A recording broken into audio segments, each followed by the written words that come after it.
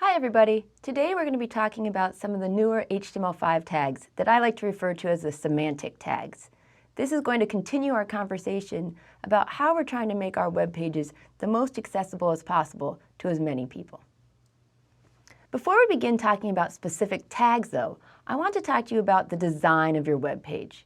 Really, the most important step in your web design is the design. Once we have you down pat with the different tags and typing in files, we're going to change our focus to how you want to lay out your page. And you need a really clear picture of what you want to create before you can begin coding in earnest. So let's take a look at this sample page. Again, it's just a quick sketch, and it shows that I would like to have a header section, a footer section, and a few other sections embedded in between the two of them. Once I know that that's the kind of design I want, I can begin coding. So you may recall that one of the most common tags used to be the div tag, because in the beginning, kind of dum, you did everything with div. You would go through your page, group it together, and put each group into a div tag. These divs almost always had some sort of special class or ID associated with them. So for instance, one div might have the class of header, another the section, another the footer. This way, you could go back to your design and really break it up into a way that worked best for you. The first tag that I'll be talking to you about today is the header tag. The header tag is typically used to group together introductory or navigational aids. So you would put in your title, perhaps your navigation bar, anything that really lets the user know right off the bat what this page is about. The thing I want you to understand about the header tag is that it is a block tag and nothing more than that. There's no special formatting or anything along that line. However, it does let the user know that this is the header section. Now, most people will never see the tags. Remember, the browser looks at the tag and doesn't display it, instead formats its content. But for people who are using screen readers or other assistive devices, this is a great way for them to find what they're looking for if they're not using visual clues. Another point I want to make is that the header tag should not be confused with the head or different heading tags. This is going to happen to you a lot. Just remember that the head tag is for metadata and the header tag is more of just an aid. The next tag I'm going to talk to you about today is the nav tag. The nav is basically a section of your page that links to other pages or parts within your page. So inside your nav, you're not going to have links to Facebook or Google or your LinkedIn account or anything like that. Instead, it's really just links that go to other parts of your site. So for instance here, I've made an unordered list with 3 links. Each of them go to a different part of your page. There's a lot of debate, for better or for worse, as to whether or not your nav tag should be using lists. But the important thing is to include the nav tag to help people navigate through your page.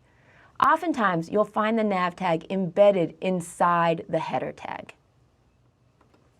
Another tag is the footer tag, and this is a section that contains information that is pretty typical for the bottom of the page, such as copyright data, related documents, your links to social media. And while I said it's usually at the bottom of the page, this is not required, nor does using the footer tag actually make it that it'll show up at the bottom.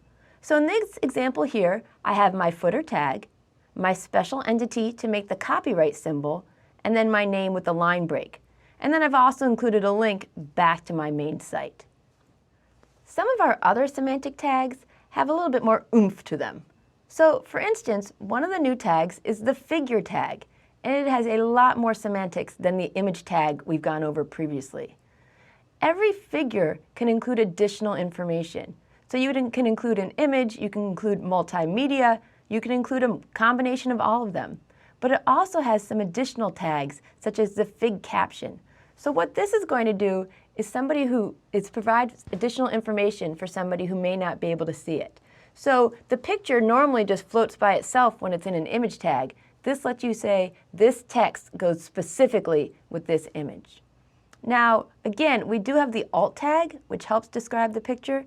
But you have to remember, most of us will never see that. There are a number of other new tags in HTML5, and it's not really possible for me to go over all of them. Instead, you'll find that as you develop your pages and after you've done your initial web design, you'll logically just head toward these different tags. Some of them are structural elements, such as articles, summaries, sections, etc. Others you won't be using until we create forms. Another would be input types.